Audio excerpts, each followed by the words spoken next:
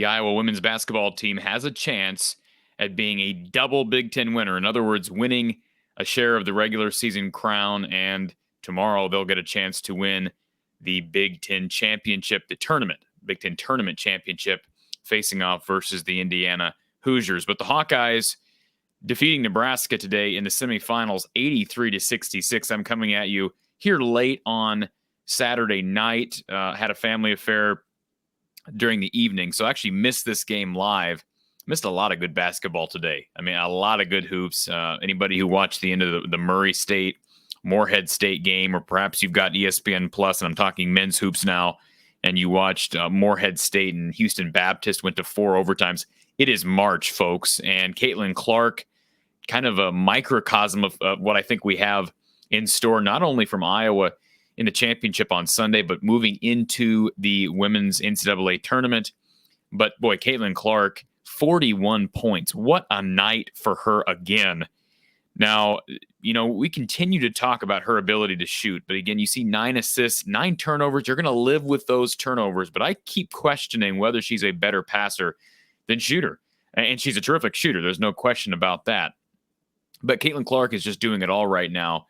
And really, only 2 people. I mean, Kate Martin had a nice night on the boards, and they needed those 11 rebounds from Kate Martin. You see her numbers, but a big step back for Kate, who had a big offensive night on Friday. But 8 points for Kate Martin on Saturday, 5 assists, but 11 big rebounds for Kate Martin. Again, Clark added 9 rebounds. Monica Sinano with 22 points, the only other player with that got to double figures in points. Again, Kate did reach double figures in rebounds, but Monica Sinano with 22 points, just 2 rebounds for Monica, but Iowa found a way to out-rebound a Nebraska team that had been playing well, fresh off a win against Nebraska on a neutral court, and now Iowa gets a chance to beat Indiana 3 times. And Indiana was probably the one team that I didn't want to face again if I'm a Hawkeye fan, which I am, because Iowa has already beaten them twice. Of course, they beat them like twice in 3 days, like a couple weeks ago. And now the Hawkeyes will try to make it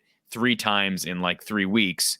That's tough to do against a really good Indiana Hoosiers team, and a Hoosiers team that's finally back together and somewhat healthy. They had been dealing with injuries. Pat Byrne had been suffering from an injury and been out a good portion of the season. She's back. Iowa, this is an opportunity to not only get a Big Ten tournament championship, but to really solidify their spot, I believe, in the top 3 seeds. I think they're going to be a top 12 overall team in the tournament, which means maybe a 2 seed, probably not, probably a 3 seed. You got to remember they also got some games canceled due to COVID. They were supposed to play Drake and USC, go down to Cancun and play. So that's I think that's probably going to be a mark against them. Not saying that's fair or not, but it's not fair to other teams that had to play those games. So I think Iowa, the ceiling is probably 3. They lose this game, I would say likely 4. Maybe they find a way to stay at 3. I mean, losing to Indiana is not going to hurt you, but certainly winning another championship and to say you are a Big Ten tournament champion and a regular season champion, what a finish for these women. And they're not finished. We got the NCAA tournament still ahead, but remember that Iowa dealt with the COVID pause earlier in the year. Not a lot of teams dealt with those pauses this year as opposed to last year. And then they had other games postponed, canceled. I mean, this was a weird year. It seemed like as soon as Iowa would get some momentum, there would be a pause, there'd be a postponement, and Iowa just found a way to push through it. They dealt with injuries. We talked about Sharon Goodman being out. They dealt with injuries across the board. Warnock missed some time. But in the end, Iowa has just been resilient. You got to give Lisa Bluder very similar credit to what we've given Coach Fran McCaffrey. Both of these tremendous Iowa coaches deserve to be in consideration for Coach of the Year. I don't think Lisa Bluder will probably win that because expectations were fairly high for the Hawkeyes. I do think Fran McCaffrey should. Do I believe he will? I don't, because of Greg Gard at Wisconsin. The bottom line is Iowa beats a very good Nebraska team 83-66 to solidify its spot in the Big Ten Tournament Championship Sunday at 3 p.m. on ESPN2. Want to run through the stats here for you. If you missed the game, Iowa shot 52% from the field and held Nebraska to 35%. Good defense from the Hawks. That's what you want to see heading into the postseason for an Iowa team that has struggled at times on that end. Iowa shot just 30% from three, but held Nebraska to 12% from three. Again, good three-point defense. Nebraska missed shots, but Iowa does a nice job. Iowa shot free throws well, 15 to 20 from the line, out-rebounded Nebraska 43-37.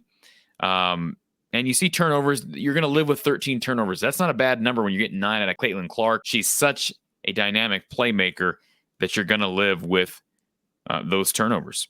And Nebraska's I don't know where Nebraska is projected as far as seeding in the NCAA tournament, but this is another good resume building win.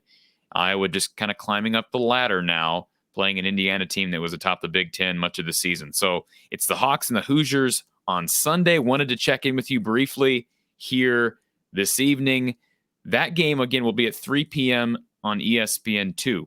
I will be with you live following that game right here from the Hawkeye of the Storm on YouTube. Podcast will be uploaded on your favorite podcast platform. Search From the Hawkeye of the Storm. And then I will also be with you following Iowa-Illinois, the men final regular season game for Iowa. 6:30 p.m. tip-off for the Hawks in the Illini FS1. I will be joined by Coach Gary Close following that game for Iowa postgame right here from the Hawkeye of the Storm. And don't forget this too, Hawkeye fans. You got the Drake Bulldogs who have advanced to the Missouri Valley Conference Championship, Arch Madness, the tournament down in St. Louis. We saw UNI lose to Loyola. I don't think anybody wants to see Loyola back in the tournament again. No, they may make it in as an at-large. The Drake men have an opportunity to get in. They have to win tomorrow, but what a win that would be. So Drake Loyola in the Arch Madness Missouri Valley Conference Tournament Championship, 1 p.m. Central Time on CBS. Iowa, Indiana, the women in the Big Ten tournament, women's tournament final. That game will be at 3 p.m. on ESPN2. And then the Iowa men in their regular season finale taking on the Illini. Iowa can clinch a double bye with a win. Sunday, tomorrow, 6:30 p.m. Central Time on FS1. And I will be with you following the women and the men right here from the Hawkeye of the Storm. So your Sunday is set, folks. Join us right here after the women and the men tomorrow night. Hopefully we're talking a double bye for the men and a Big Ten tournament championship for the women. Take care, and we will talk to you Sunday.